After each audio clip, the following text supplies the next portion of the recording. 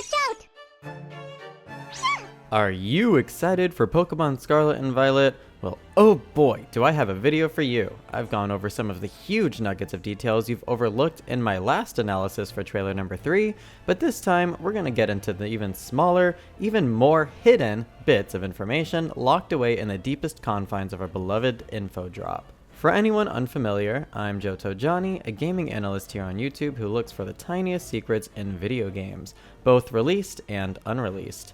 Let's do what we do yet again, starting with the logo for Pokemon Scarlet and Violet. You may have noticed by now, or maybe you haven't, but the logo for Pokemon Scarlet and Violet has changed. As you can see, it previously was just the title of the games, but as of trailer number 2, we saw the new frame that surrounds the game titles burn itself into the box covers. As of trailer number 3, and even the competitive play trailer, we now have the new logo that includes the new frame. It looks elegant, to say the least, but did you also notice the frame is different depending on the version you're playing? The dragon's head at the top reflects the box legendaries that will appear in the respective games. The direction of the scales in the top corners also change, with Koraidons sloping downward and Miraidons sloping upward. Violet version also features more electrical motifs around its borders, while Scarlet version includes geometric shapes and elemental wisps. The attention to detail for these logo borders is high as a kite. Okay, maybe I should find a different analogy. As for the 4 symbols, we already know that they all relate to the items, gimmicks, story, and gameplay elements within Scarlet and Violet, thanks to Kayla's capsule. Now, let's discuss yet again the first impressive shot of the game we see in trailer number 3. I've talked a lot about this shot already, but there is more still to talk about. For instance, this is the first time in a mainline Pokemon game that we've seen other foliage within tall grass. We can see flowers blooming and bushes formed in the background. Looks like tall grass entails more than just Pokemon this time around. Not only that, but this is a decent variety of foliage, even for just one shot, bringing this game even more in line visually with AAA titles such as Breath of the Wild than any Pokemon game before it, even Pokemon Legends. We know that Pokemon have more movement and expression than any previous Pokemon game, something that Legends took to the next level and now Scarlet and Violet is taking to be even higher. While I already explained the new panting, tail wagging, and looking around animations that Pokemon now have as of SV, there's another neat addition that we can see in the Wooper shot. Wooper begins bouncing to walk, and then transitions to running. In Pokemon Legends, the Pokemon either ran or walked from standing, but never switched directly from one to the other. This is pretty neat, and is a good replacement for how Pokemon used to jump around in Pokemon Legends to avoid you aiming a Pokeball at them. Well, assuming Game Freak didn't add in Legends catching mechanics last minute to SV. Some speculate Clavel might be the evil team leader in Scarlet and Violet. Whether or not that's true is up for debate, but one thing is clear. He is a Pokemon trainer. We can tell by his 6 Pokeballs on his waist, although it is odd that they're all Premier Balls. I wonder why this is. The Sunflora plant may act as a scarecrow of sorts, perhaps against Sunflora itself? I'd be scared if I was one anyway. More curious, this mechanism in the back looks like it might be a vending machine. There's also a shop with a patron right outside of it. And speaking of patron, have you heard about my Patreon? It's the best place to support me. Insert crappy advertisement for Patreon here. Oh, you're right. I already filled the criteria. Alright. Support me if you want or don't, but mark my words, I'll eventually get enough patrons and Patreon to make these videos for you guys full time. I swear I will. Links to it are in the description of this video as well as at the end of the video. Anyways, I didn't expect this, but beyond the big doors to Paldea's main city we've been seeing is actually an enclosed tunnel to get to it.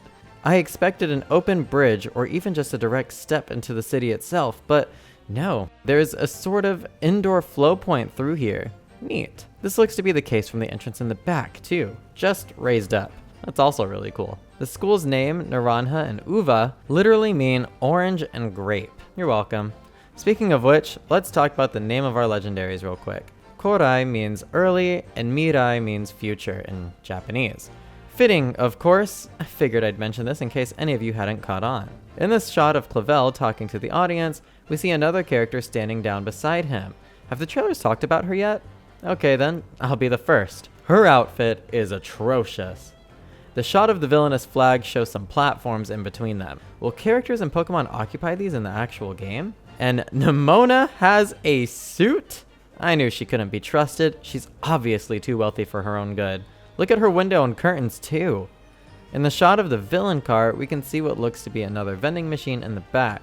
This one's red instead of blue. Hey look, that girl with the awful outfit has a Hatterene. She's almost definitely evil. As I mentioned a long time ago, the evil team will likely have Hatterene since she's a colorful witch Pokemon, matching both the colorful aesthetic of SV and the Halloween-like vibes of the web symbol from the original Scarlet and Violet trailer. That I also mentioned would be a symbolism for the evil team.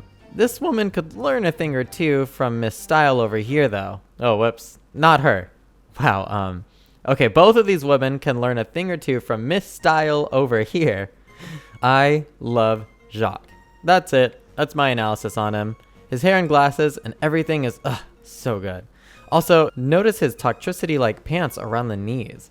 Is he on the evil team too? If so, this school is full of evil people. Okay, I had this whole bit ready to talk about how I'm losing my mind over thinking Nemona and Arven might be version exclusives because we always see them in a singular outfit, but only one school exists depending on the version you play. So, I was thrilled to see towards the end of the trailer that Nemona can don the violet color scheme, meaning depending on your version, Nemona again?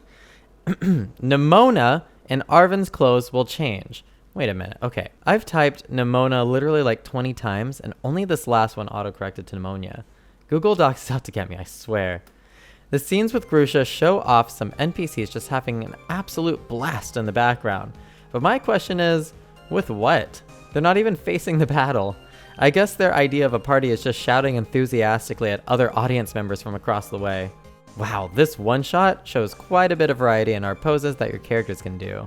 Seeing this makes me get the feeling that there's going to be a lot of options. Now, I could be way off here, but the scene of the multiple players joining in your world shows an ad on the Poke Center that includes what looks to be Ice-Q, who we already know is in the game, and another Pokemon. Either this is a really skinny Psyduck, or this may be a new Pokemon entirely. Okay, this last shot has me wildin' because we have our legendaries out in their cute forms, but we're not riding them. I was under the impression that as actual Pokemon we use, they'd be in their legend form and would only look cute when ridden. This begs the question, what happens when we need to ride them but we have them out of their balls? This whole shot raises a lot of questions for me actually, but I think I'll leave the speculation to you guys down in the comments, as well as any other thoughts that you may have. If you enjoyed this video and want to see more, feel free to stick around the channel. I've been Johto Jonny. Peace out.